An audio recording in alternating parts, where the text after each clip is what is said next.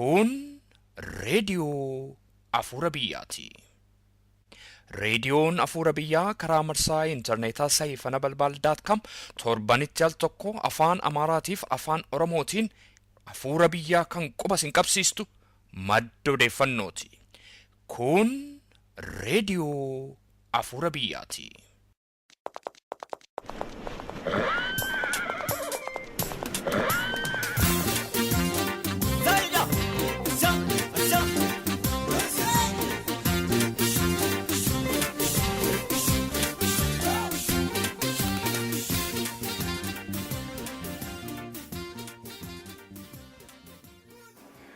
jalqaba baatii kanaa irratti raadiyoon Afuura Biyyaa weetii obbo Dhugaasaa Bakakkoo waliin gaaffiif deebii adeemsistetti barbaachisummaa tokkummaa humnoota bilisummaa ibsuudhaan isin lameen gidduu garaagarummaa jirtu furachuuf qophii ta'uu isaanii ibsaniiru. Waamicha kanaaf deebiin keessan maali? Gaaffii kanaaf gaaffiiwwan kabiroof deebii kan nu kennan hayya duree adda bilisummaa Oromoo Obbo Dawud Ibsaati. Dhaggeeffattoota keenya gaaffiif deebii Obbo Dawud waliin goonee kutaa tokkoffaa torbee isin dhaggeeffachiisuun keenya ni yaadatama. Isatti aanuuf kutaa lammaffaa immoo oduu booda yeroo isaa eeggatee isinii dhiyaata. Nagaa keenyaa hin daganne. Harka fuunee dhaggeeffattoota keenyaa attam jirtu. Egaa sagantaan keenya kan inni eegalu oduudhaan amma gara oduuttan isin dabarsa.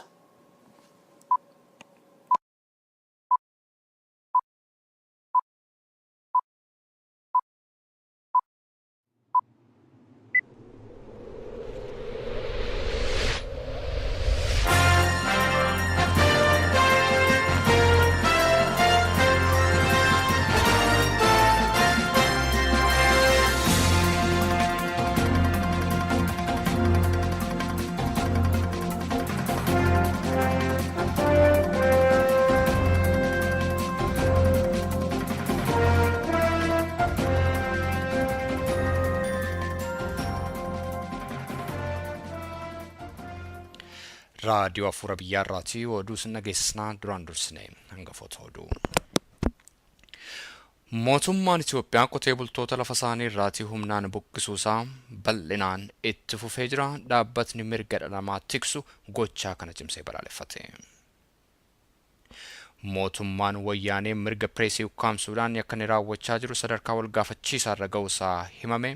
Akka seera haaraa biyyattiitti iskaayipiitti fayyadamuun waggaa 15 nama hiisisa. Amma oduu bal'inaan.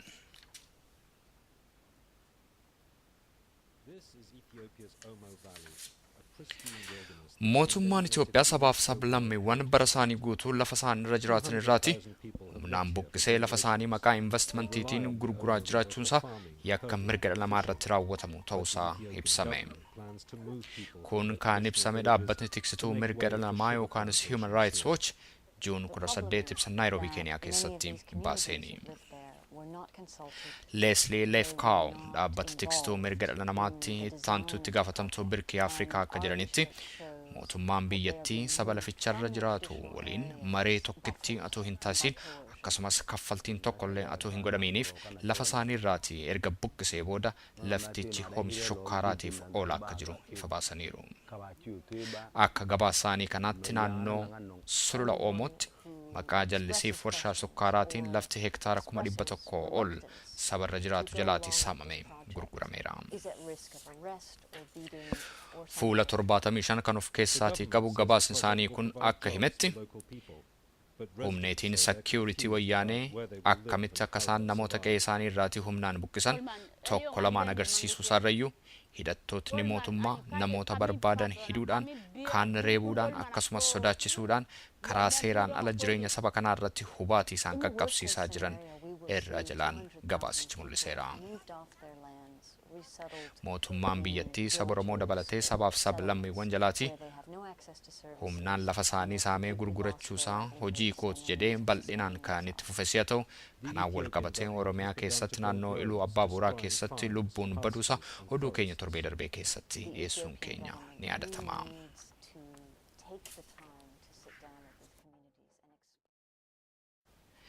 Reporters Without Border jedhamuudhaan kan beekamu dhaabbatni walabummaa pireesiif qabsaa'u mootummaan Itoophiyaa mirga pireesii ukkaamsuudhaan yakka inni raawwachaa jiru sadarkaa walgaafachiisaa irra ga'uusaa beeksise. Hojii maxxansaa biyyattii monoopooliidhaan qabatee kan jiruuf impaayiricha keessatti umrii waggaa 90 kan lakkoofsise dhaabbatni maxxansaa Biraanaa Salaamiin dabalatee manneetiin maxxansaa mootummaa wayyaanee yaada siyaasaa garaagaraa qabatanii kan ba'aniif mootummicha kan morman akkasumas maxxansaaf kan itti dhiyaatan miidiyaa garaagaraa saansuur gochuudha darbe wanta barbaadan maxxansanii wanta ittiin tolle immoo dhiisuu kan isaan dandeessisu wixinee seeraa baasanii dhiyeeffachuu isaanii Reporters Without Border gaddaa mul'iseera. Silayyuu teellaatti adeemaa kan jiru diimokiraasii biyyattii waggaa 20 of teellaatti deebisee isa bara dargii waliin akka wal qixxeesse ibsuudhaan Reporters Without Border gochaa mootummaa Mallas Zeenaawii jabeessee balaaleffateera. Wixineen seeraa maxxansaa kun yoo hojiirra oole saansurii babal'isuudhaan miidiyaa yaada mootummaa mormu qabatee dhiyaatu ciraasaa balleessuudhaan sirna diimokiraasii isa afaaniif jira jedhamu achumaashee akka badduu baasu gabaasni kun sodaa qabu mul'iseera. Seerri jedhame kun heera mootummaa biyyattii isa bara 1994 keeyyata 29 isa waa'ee pireesii walabaa dubbatu waliin ifatti akka wal faallessu Reporters Without Border tuqee kun kan isaan yaaddessee gaazexootni dhuunfaa biyyattii iyyata isaanii muummicha ministeeraa Mallas Zeenaawiitti yoo dhiyeeffatan iyyuu gurra isaan jalaatii qabu akka hin arganne beekseera. Kunatu kanumaan jiru Mee 24 darbe kan raggaasifame seerri tokko immoo Skype Google Talking dabalatee tajaajila VoIP yookaanis Voice over Internet Protocol itti fayyadamanii argamuun hanga waggaa 15 akka nama hiisisu beekuun danda'ameera. Seerri jedhame kun kan inni ba'e Mee 24 yoo ta'e illee hanga torban dabarsine kanaatti miidiyaan addunyaa atuu hin gabaasin turuu isaanii Aljaziiraan himeera. Tajaajila intarneetii biyyattii qabeenyaa mootummaa kan ta'e dhaabbata walqunnamtii Itiyoo Telekoom jedhamuun monoopooliidhaan qabamee kan jiru si'a ta'u walqunnamtii intarneetii viidiyoo chaatii sooshaal miidiyaa kan akka feesbuukii fi tiwiitar akkasumas iimeeliitti fayyadamanii argamuun hidhaa waggaa 15 dabarsee akka nama kennu beekuun danda'ameera. CPJ jechuunis Committee to Protect Journalists Reporters Without Border akkasumas dhaabbileen mirga dhala namaa tiksan addunyaa gochaa mootummaa Itoophiyaa kana cimsanii balaaleffataniiru. Dhaggeeffattoota keenya oduun keenya har'aa kanuma.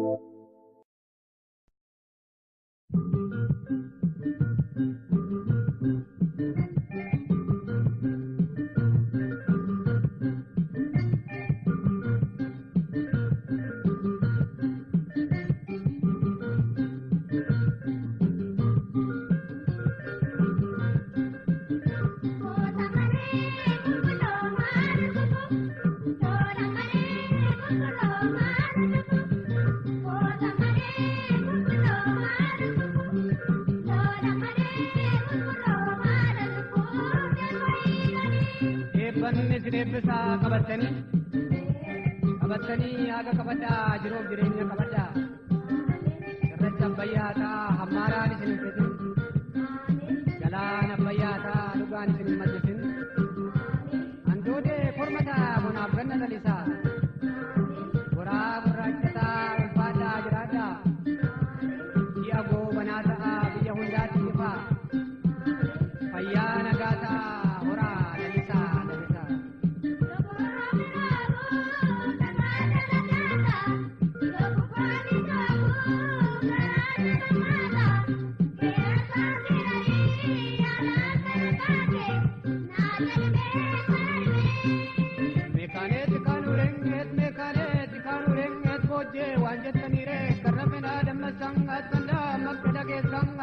gara ko ke samme kai todes kolol ya borang at kolol ya borang at tamate te bagutti tururu jagara ko otama yeronge sutti tamayronge sutti ini chamali kotum orini chamali kotum obrati baumale tilmamo male gashum makabara umale ya jolle bandera kam at gurra bagandera kam at gurra bagandera at gurra bagandera ka gurra bagandera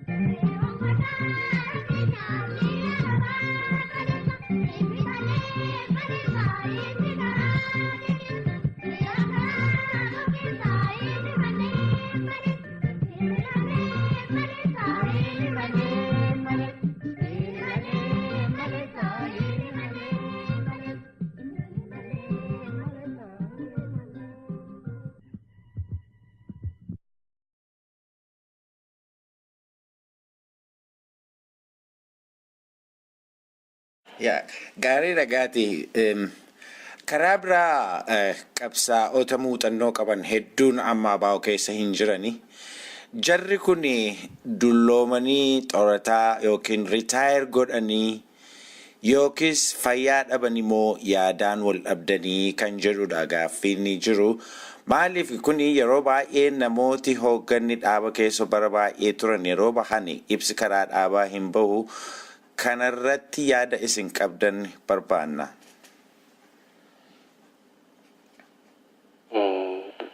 Inni kunillee qonna rakkisa akkatti namni ilaaluuf akkatti yaadu tokko staatistiksii isaa maarraa fudhateeti hoogganni muuxannoo qabu adda bilisummaa Oromoo keessa jiru baheera yeroo namni bahu ibsan baaftanii kan muuxannoo qabu keessa hin jiru kan muuxannoo baheera ka jedhu walumaa gala jaarmiyaan politikaa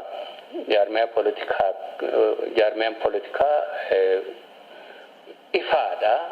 Asirratti gaaffii koo sirreeffachuudhaaf gaaffiin koo qabsaa'oti muuxannoo qaban dhaaba keessa hin jiranii osoo hin taane qabsaa'oti muuxannoo qaban hedduun dhiisanii ba'uu isaaniiti. Isuman jedhe isumatti deemaa jira jaarmiyaan politikaa waan ifaa miseensota isaa caasaa isaa akkasumas immoo humna ittiin sochoosu sana dinagdee isaa isa kana jaarmiyaa politikaa jaarmiyaa godhu inni kuni waan distinct ta'e yookaan waan qabatamaa ta'edha jaarmiyaa sana ka define godhu caasaa isaa ka gubbaadhaa hamma gadiitti miseensota achi keessa jiraatanii sochoosanii qabeenya isaa isa kana jechuudha. Kana keessaa namoonni akka nam tokkotti fi akka gartuutti moobaayilidha isaan kun muuf godhu kaanni bahaa kaanni seena akkasii akka jiru addunyuma guutuutti. Inni kaan dulluma keessa, inni kaan madaa'e, inni kaan wareegame, inni kaan akka tokkotti immoo difeetti godhee diinatti galee kuni waan sosso'aa tokkodha jechuudha. Akkasuma waan dhaabbataa hin ta'u jechuudha. Isa kana kan ilaalamu jaarmichi jira socho'aa qabsoo godhaa jiraadha malee eenyu bahee hafee miti qabanni godhu. Inni kun booda akkasitti ilaalanii namoonni 2-3 yookaan nama 20 jennu adda bilisummaa Oromoo amma adda bilisummaa Oromoo nama jaarmaya humna kumaan lakkaa'amu sochoosudha. Biyya keessaaf alatti. Kana keessaa 200 yoo ba'e jennu fakkeenyaaf at one time TPLF yerootti qabsoo gochaa ture bataaliyooniin tokko akka jirutti of ijaaree dargitti galeera. Kun seenaa isaaniiti kitaaba isaanii irra jira. Yeroo isaaniis dhageenyeerra. Adda bilisummaa Oromoo keessattis yeroo adda addaatti namni nama 10 yookaan 30 yookaan waan dirqisiisee gadiinatti galee jira. Haa ta'uuti jaarmicha akka jaarmiyaatti qabsicha akka qabsootti waan jijjiiruun qabu lolicha jechuudha. Kanaaf namoonni namatti amananii namoota 2-3 fuulduratti ilaalu yookaan immoo namooti hangi tokko dhaaba keessaa bifa adda addaatiin yeroo adda addaatti baay'isa sana keessaati kana akkas jedhanii sirriin jiran. Kana kan hin jedheefi waan hin haalamne adda bilisummaa Oromoo keessatti rakkinni yeroo adda addaatti uumameera. Asuma dhiyoo kanatti 2008tti achi cabsatanii sirna ala uf labsanii adda bilisummaa Oromoo hin jiru nuyi adda bilisummaa Oromoo ka jedhanii qaama jijjiirama ka jedhu as ba'eera. Haa ta'uuti adda bilisummaa Oromoo bakkuma isaatti jiraachuu fi qabsoo irra jiraachuu fi inumaa qabsoo finiinsaa jiraachuusaa mul'iseera yeroo asitti. Yeroo sanatti hinaafni adda bilisummaa Oromoo keessaa bahanii hoogganoonni kanneen muuxannoo qabanii kanatu odeeffame kuni waan lafa jiru. Haa ta'u warri akkas jedhanii fi warri kana jedhanii obbolaawwan keenya karaarra hin jiran, sirrii hin jirani, sirna ala kana godhani beekamaadha. Adda bilisummaa Oromoo immoo bakkuma isaa jira. Qabsoo godhaa jira. Qabsootti cichee fi kamuratee jiru akkasuma jira. Kana kan hin jedhuu fi namoota ilaalame miti. Namooti Daawudiin ilaalame miti. Adda bilisummaa Oromoo miizaan isaa fi madaalli isaa himamuu qabu. Waan inni hojjetuu fi waan inni guyyaan hojjetuun kan madaalamuu qaba. Falmaa diina waliin godhuun madaalamuu qaba malee namoota achi baba'anii miti kan madaalamuu qabu. Kanaaf inni kun akkasitti yoo ilaalametu gaarii natti fakkaata. Ka qabsoo godhaa jiranii, ka itti cichanii jiran, ka wareegamaa jiranii, ka dhiigaa jiranii uummata kanaaf akka waraanaatti, akka jaarmiyaatti, ka dargaggoota. Kuni waan lafa jiru waan ta'eef adda bilisummaa Oromoo kanaan madaalamuu qaba. Boorullee itti fufinsa qabsoo kanaaf uummata kanaaf jaarmiyaan kamuu kanarratti dhaabbateeti madaalamuu qaba. Jaarmiyaa sana keessaa namoonni baba'uu danda'an adda bilisummaa Oromoo qofaa miti. Akkasitti yoo ilaalametu gaariidha. Ka baba'an jiru baba'an jiru. Ka muuxannoo qabaan jiru. Gariin dallanee. Gariin mufate, gariin dulloome akkasitti qaba. Boorullee ni jiraata. Kuni waan haallu hin jiru. Akkasittan ilaalan. Gaariidha gaatiin namoota jaarsolii yookiin hayyoota dhaaba kana keessa bara baay'ee turan yeroo isaan dhaabicha keessaati sababa adda addaatiin ba'an alaatii dhaga'uudha mannaa.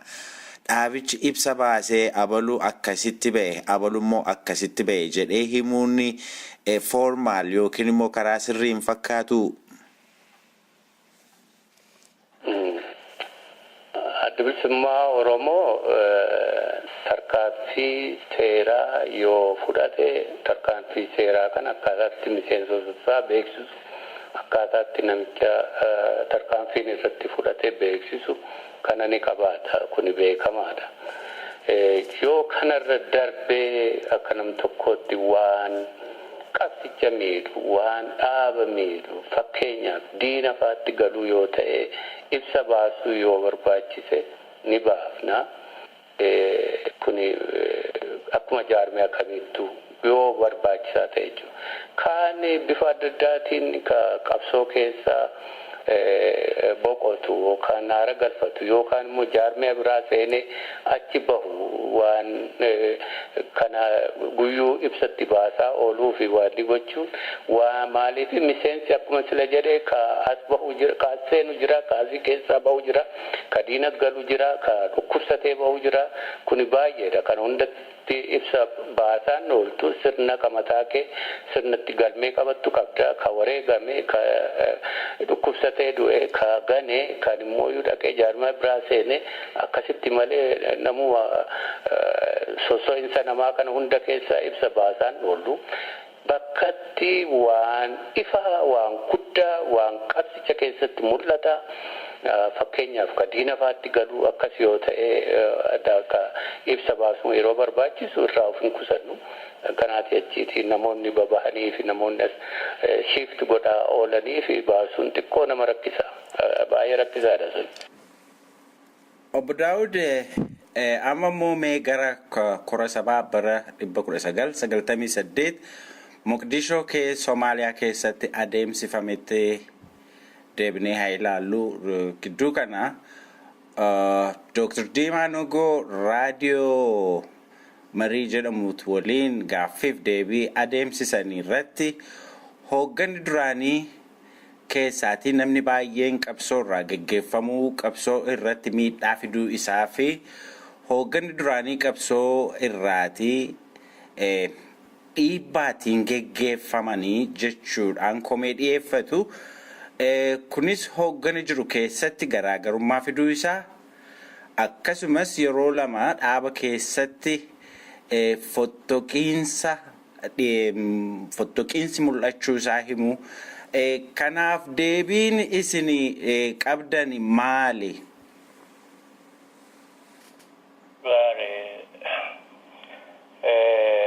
Kudha 1998 korri sabaa taa'e.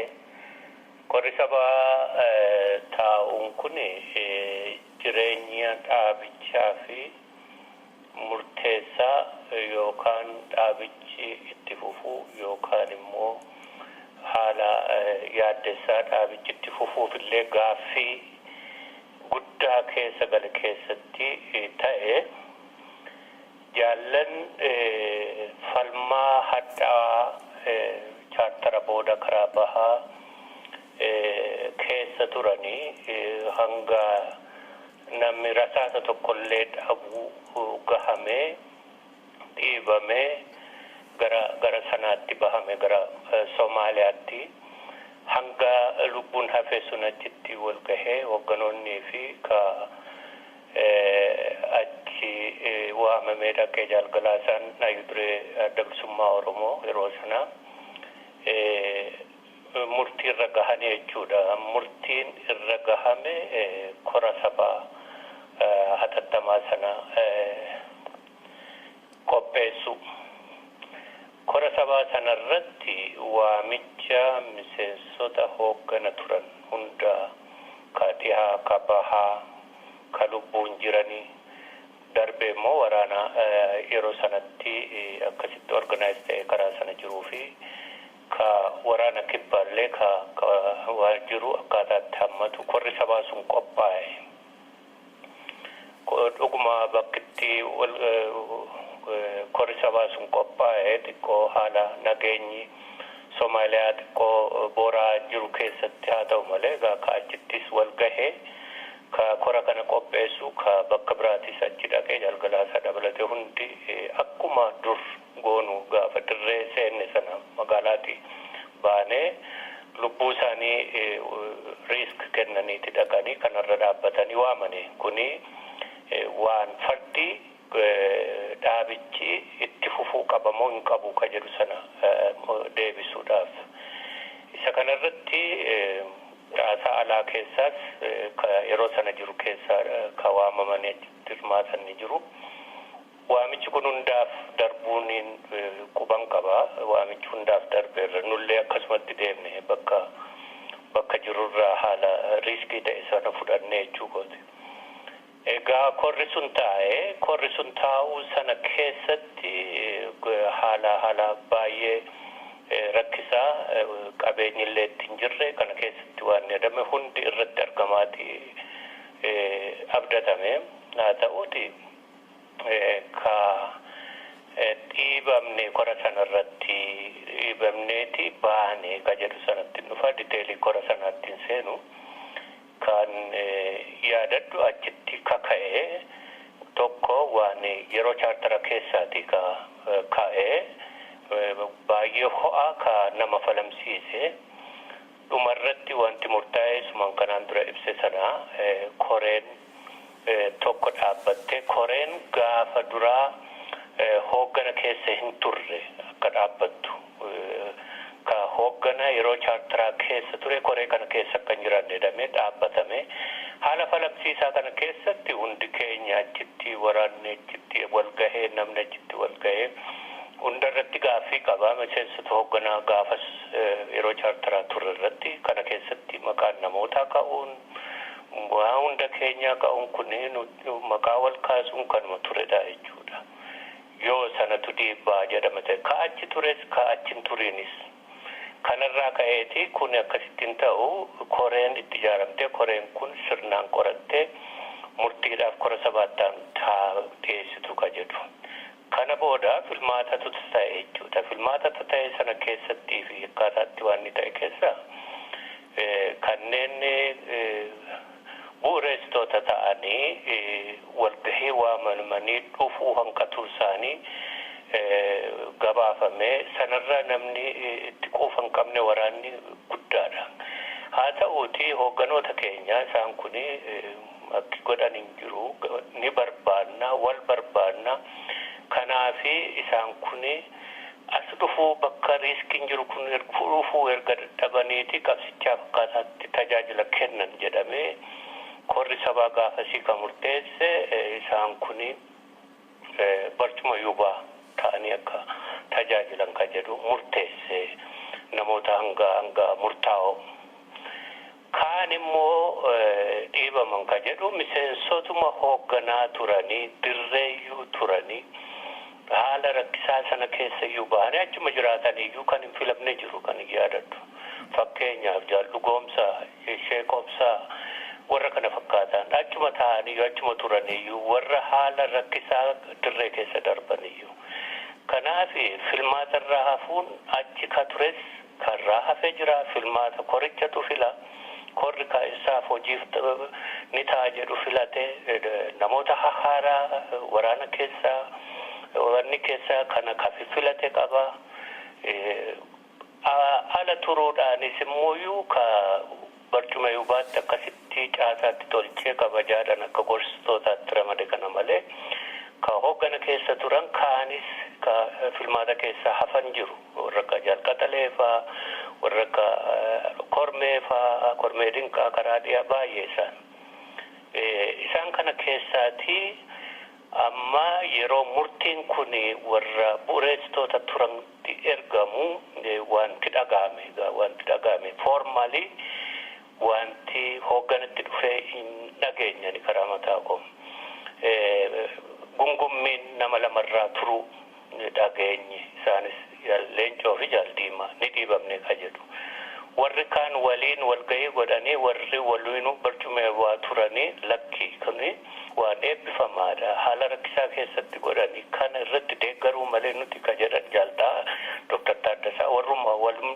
walgahii irra turan kana dhagahamee dhufeellee akkasitti waa gunguman jaallan ka jedhu himamee karaa hayuduree haa dhufu karaa biraa haa dhufu odeessichi haa ta'u foormaalii dhiibamne ka jedhu yoo namni dhiibame jedhu waan qabatamaa qabee waa qabaate waan ni qabaate jaallan kun jaldiimaan faa eenyuyyuu caalaa sirnaa fi heera dhaaba kanaa ni beekanii dhiyeeffachuu danda'u turanii suni waan foormaalii dhufe hin jiru kana kan hin beeku ergasii immoo 2000 gaafa asmaraatti dhufnee jaallan barcumee yuubaatti akkasitti ramadaman hunda isaanii waamne hundi isaanii illee dhufanii tokkoon isaanii dirqama dhaabbataa ni fudhatu nu waliin hojjetu illee gaafanne. Mata mataan rakkina qabanii fi akkaataatti qabamanii jiranii fi hojiidhaan haa ta'u maatiidhaan haa ta'u kanaan qabamuu isaanii himanii dirqama dhaabbataan fudhannu kanumatti ramadamne ka barcuma yubaasanaa fi kaan deeggarsatti fufne jedhanii kana hooggana wajjin fixatanii deeman hoogganni gaafasii shaneen gumii waliin jira hundi addan babaane ka walga'icha hoogganaa ture ana. Tokkonis gamtaanis haasofsiisne akkasii fixatanii deebi'an Jaalleenchoo, Jaaldiimaa, Dhahaa, Dr. Taaddasaa hundi isaanii. Eessatti waliin haasoftanii? Hojjetaa baane. Gaafasis ka dhiyeeffatan hin qaban dhiibamni jedhanii jaallan amma haasaan lamaan Jaalleenchoo fi. Asirratti eessatti wal argitan? Asirratti eessatti wal argitan ergii wal ga'ii gumii sabaa irratti ergii hin argamne ta'e jarri kun eessatti ergasii booda eessatti wal argatan? Hime bar Asmaraatti 2000 nutu waame waliin akkaataatti hojii itti fufnu fixachuudhaa fi dirqama dhaabbataallee itti kennuudhaaf nutu waame tokko isaanii akka gamtaattis akka barcuma yubaatti nutu waame Asmaraatti waamne fixannee dirqama dhaabbataa fudhachuu hin dandeenyu kaan kamaatii himate kaan ka hojii himate kaan immoo ammatti koomitmentii adda qabaatu himate akkasitti fixannee wal hubannoodhaan wal gaggeessine. Jalqaba kora sabaa irratti dhufuu dadhabiinsa isaaniif sababi dhiyaate maali? Inni sun gaafas kora sabaa irratti dhihaateera mata mataan yaadadhu sababaan garuu kennameera akka tokkotti gaafas egaa inni xiqqoo gabaasaa sana gaggalchuun barbaachisaa. Ka garii amansiisaa ka garii immoo namni dinquufne akkasumatti gabaasaan isaa garuu dhiyaateera achitti mata mataan ka sababaa waan ni jedhame. Isa kana mata mataan yaadadhu. Akkasii fixannee gaggeessine wanti dhiyaate hin jiru. Egaa kun hundi ta'e gungummiin immoo lafa jala deddeemu sirna ala jaallan kana lamaan irraa dhadhaga'amuun fufee booda akka dhaabattu waggaa dheeraa waliin turre sirnaan qabxiin kun qabxii guddaa ka nuuf ilaalamuu qaba ka jedhu ka dhiyaate hin jiru. Eenyuyyuu caalaa beeku kana dhiyeeffachuu akka danda'anii hin dhiyaanne.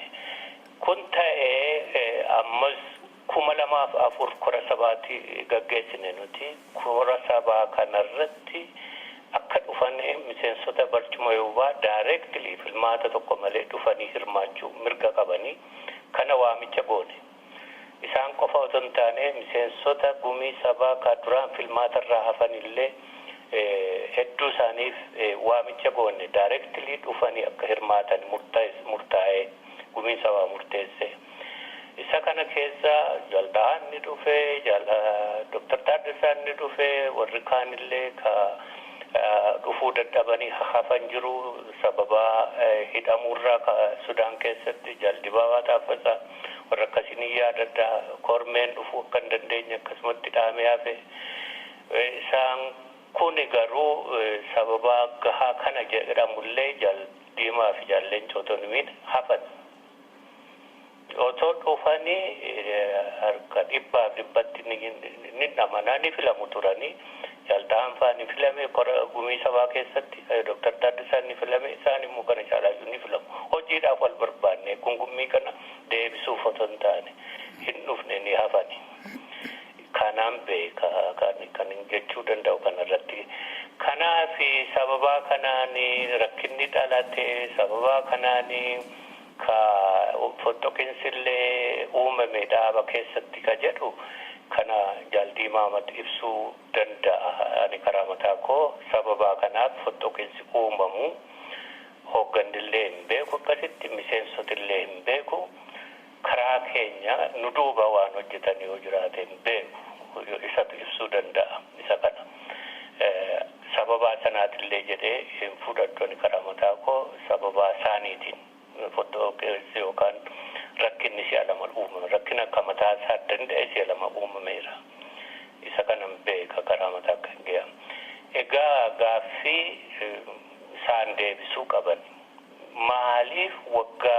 hunda turame amma dhimmi kun gadi bahame dhiibamni yeroo akkasitti jedhamee ho'ifamee akkasitti anaannatamee walgahii adda addaa irratti maaliif ka'a?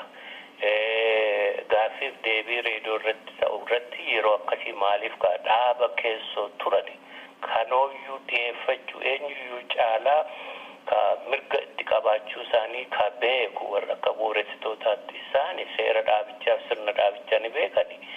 Maa yeroo ammaa kana kakaasu kana gaa isaantu deebisuu danda'a. Kanuma kan hin jechuu danda'u. Gaariidha Obbo Daawud, mee gara gaaffii isa guddaa gaaffii uummata Oromoo irraati. Yeroo hedduu adda bilisummaa Oromoof isa ta'u qabsaa'ota qabsoo bilisummaa Oromoo falman hundaaf dhiyaatu itti hadeebinu akkuma beekamu gaati guyyaa addaan bahiinsa IFLO fi adda bilisummaa Oromooti kaasee hanga har'aatti lubbuun ilmaan Oromoo humnaaf qabeenyaan wal balleessuuf bade osoo diina irratti xiyyeeffateera ta'eeti haalli amma keessa jirru adda ta'uusaa Oromoo marti irratti walii galu. Jalqaba baatii kanaa irratti raadiyoon Afuura Biyyaa weetii obbo Dhugaasaa Bakakkoo waliin gaaffiif deebii adeemsistetti barbaachisummaa tokkummaa humnoota bilisummaa ibsuudhaan isin lameen gidduu garaagarummaa jirtu furachuuf qophii ta'uu isaanii ibsaniiru. Waamicha kanaaf deebiin keessan maali? Waamicha seenaa bara dargaggummaa fudhattanii qabsoo bara dargaggummaa eegaltan qabsoo bilisummaa kumaaf kitilli itti kufe ammallee irratti wareegamaa jiru kana galmaan geessisuuf tokkummaa qabsaa'otaan ala karaa inni biroo maaltu jira ka jedhudha gaaffiin koo. Gaaffii kana akka yaadaatti yeroo adda addaatti gaafatamnee deebisneerra akka yaadaatti muka walii galaa ka'edlee tokko ka 78-79 ka IFLO jedhamee waan jedhamu dabalee kaas dhiyoo kanaas tata'anii adda bahiinsi kuni adda bahiinsi eenyuunuu hawwamaa miti haa ta'uuti deemsa qabsoo keessa ka adda bilisummaa Oromoos ta'e ka uummata Oromoos ta'e ka warra kaanii ilma namaati ka waliin qabsoo kana gaggeessu sababa adda addaatiin adda bahiinsi ni ta'a. Ta'eera irra deddeebi'een dubbaddaa kana waan Oromoo kanaa fi waan adda bilisummaa Oromoo adda godhanii kanarratti hamar gochuu warra barbaadantu jirani. Ta'uun ittiin turre hin hawwamu gaarii miti gaaga'ama fideera kuni waan beekamaadha. Kuni ka Eertiraa keessattis akkas ture qabsoo Eertiraa keessatti qabsoo Paalestiin keessattis akkas ture. Qabsoo South Africa keessattis adda baba'iinsi numa ture jaarmiyaan adda addaa bakki biraas akkasuma hawwamaa miti garuu ni ta'a deemsa qabsoo keessatti erga ta'e immoo furachuu irratti hojjechuu ka jedhu suni waan dhaabbataa eenyullee itti amanudha jechuudha. Furachuu maaliifi tokkummaa qabsaawataa tokkummaa uummataa darbee immoo diina lolamu sanaatiifis kuni furamuu malee humna bubuusaa gaaga'ama fidaa kuni beekamaadha. Kana kan taaneefi IFLO sunis gaafa jalqabarraati kaasee furuudhaaf yeroo hedduu irratti dadhabamaa turuusaan beeka. Maa irratti 2000 furanne fixanne ammoona nu gidduu rakkinni sun hin jiru lammatallee hin deebi'u kanatti amanna. Olollis hin jiru kabajaadhaan walta'insaan fixanne. Kuni waan jiraate jechuudha. Yeroo dheerina keessa tokko walitti baqnee irra hin baqne maaliif sagantaa siyaasaa keenyatu adda imaammatoota addaa qabna kanaaf walitti hin baqne haa ta'u walta'insi sun immoo waan bu'aa guddaa qabsoo bilisummaa Oromoof buuse qaba akkuma lama IFLO fi nu gidduutti ta'e anaa fi jaarraatu mallatteesse jaarraa abbaa gadaa sooressa ayfelloo gaafasi amma immoo fidoo. Ka warra kaanis si'a lamatti deddeebinee yaalleerra kamma Kajaal Dhugaasaa kaafte kammooyyuu 2008 nurraa achi bahanii kun maanguddoon itti ta'ee ka yeroo adda addaatti yaalame. Kaamma Kajaal Dhugaasaa faatti kaafte garaagarummaan kana furachuuf karaa keenya qophiidha jedhanii qophii ta'uurra darbinee nutis lamaan keenya iyyuu yeroo adda addaatti walitti deebinee waan hedduu haasofne waan hedduu irratti waltaanee waan irratti haftee jirti isheen kun itti fuftee ni xumuramti kana karaa keenya koomitmentiin jiru isaanis kan mata jenneeti amanna karaa mataa keenya ni xumurama. Ka boloota keenya warra kaanii ka 2008 nurraa achi babahanii akkaataatti jaarmiyaan sun tata irraati fi akkaataatti araarri sun dhuma kanarratti xumurame qoodi maanguddootaas baay'ee gaddaan hima kana isuma jaalleencoo YouTube waldaan artistootaa facaase sanarratti jedhe sana jechuudha danqaan karaa mataa keenya. Kan inni jedhe tokkos ta'an 11 ta'an faayidaa hin qabani nuti araara kanaan qabanne waa tolchina jenneeti malee jedhe. Inni kuni danqaa uumeera akkaataan ilaalcha isaanii akkaataan isaan kanarra dhaabbatanii maanguddoonni qooda isaan qabani danqaa guddaa uumeera. Kana isatu jedhe anaa miti ka jedhe. Qoodi isaanii waraaricha sana gufachiisu warri hunda isaanii miti gariin isaanii achi keessa jirani qoodi akkasitti ilaalanii qoodi isaan dhiibaa turani araara sanatti danqaa uume keessaa tokko. Kaan immoo jaarmiyaan suni bakka meeqatti caccabuurraati fi ilaalcha adda addaa araarichaaf qabaachuurraati. Asirratti tu haasofnu hubannoo keenya namsii xumura kuni hubannoo keenya. Karaa keenya garuu achirra dhaabbata jenneen amanne itti fufa jennee amanne turre haa ta'uti haalli keessa isaanii immoo kan ittiin fufsiisne kuni hubannoo keenya. Kanaati achitti waan tokkummaa fiduu kuni akka ummati keenya hawwu otoo guyyaa tokkichatti xumurama ta'e nuufis hawwii keenya ammallee irratti hojjenna kanarratti. Hojjechuu keessa garuu wanti hubatamuu qabu jira. Tokko akkuma ayfelloo kan fidoo wajjin fitanne sagantaa siyaasaa addaa qabna imaammata addaa qabna olola walirratti hin dhoofnu lolaa waliin barbaadnu ka jedhu walta'iinsa goone kuni adda adda sagantaa qabna adda adda deemna jechuudha. Warri immoo sagantaa siyaasaa walitti dhiyaannu kaayyoo walitti dhiyaannu ka sagantaa siyaasaa jalqaba irratti ibse sun imaammatoota keenya walitti dhiyaatu ni xumurama fuuldura keenyatti kuni waan hafu miti. Haala qabsoo fi garaagarummaan jiru dhiphaa ta'urraati xumurama kun. Kaan kanaa ala ka jiru ka sagantaa adda addaa qabuu fi imaammata adda addaa qabu waan karaa keenya ka hawwinuu fi ka irra deddeebinee uummata keenyaafis qabsaa'otaafis waadaa seenne ololaan waliin barbaadnu wal gufachiisuudhaan waliin barbaadnu saabotaaj wal gochuuf waliin barbaadnu hundi diina loluu irratti haa fuulleeffatu ka jedhu warra sagantaa siyaasaatiin adda taane wajjin kana ejjennoon keenya. Kanaafi kanuma kan hin jechuu danda'u ummatti. Nuti gaaffiin keenya illee gaaffii warra kaayyoo bilisummaa uummata Oromoo darbatanii gara biraa deeman osoo hin taane gaaffiin keenya yeroo hundaa gaaffii qabsaa'ota bilisummaa Oromootiif qabsaa'anii fi wareegama qaalii kafalaa jiranidha. Jara kana jara ergii isaan kaayyoo bilisummaa Oromoo darbatanii gatanii karaa isin ittiin waliin haasa'uu dandeessan karaa akkamii ta'uu danda'a? Warra kaayyoo bilisummaa Oromoo darbatanii gatan wajjin akkitti walitti dhufanii haasa'anii rakkisaadha. Ammoo warri kaayyoo kana qabatanii deemanii walitti deemanii haasa'anii fixachuudhaaf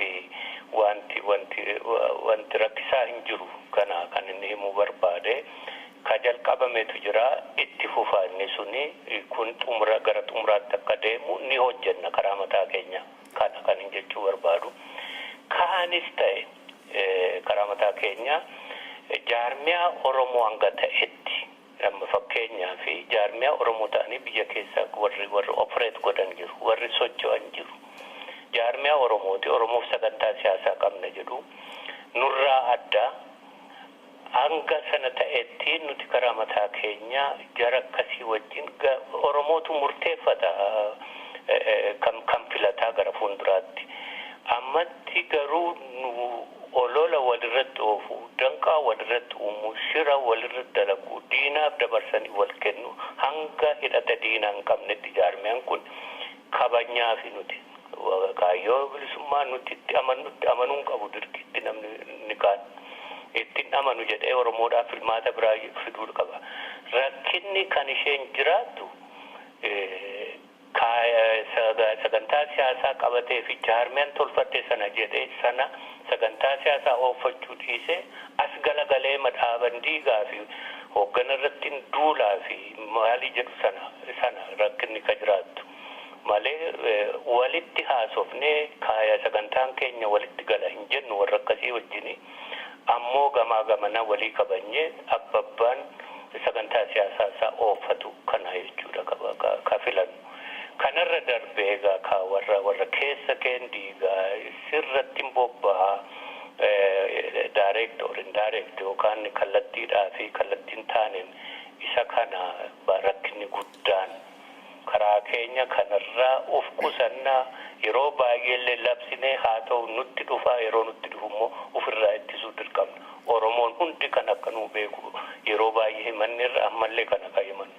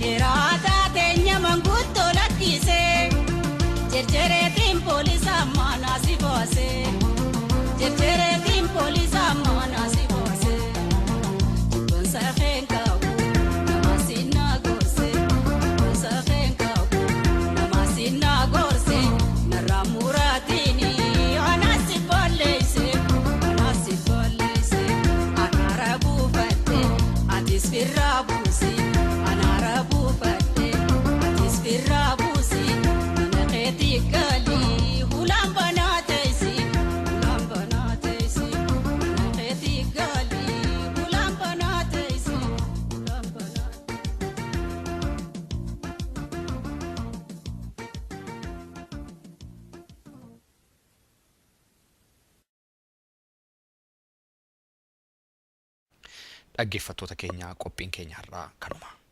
Qophiin afaan Amaariffaa qophaatti qophaa'ee isin eeggata. Waa'ee sagantaa keenyaa yaada yookaanis gaaffii yoo qabaattan nu barreessaa. Iimeeliin keenya contact@seefanabalbal.com. Fuulli intarneetaa keenyaa immoo www.seefanabalbal.com. Hanga sagantaa keenyatti aanutti walitti deebinutti torban gaarii isiniif hawwina.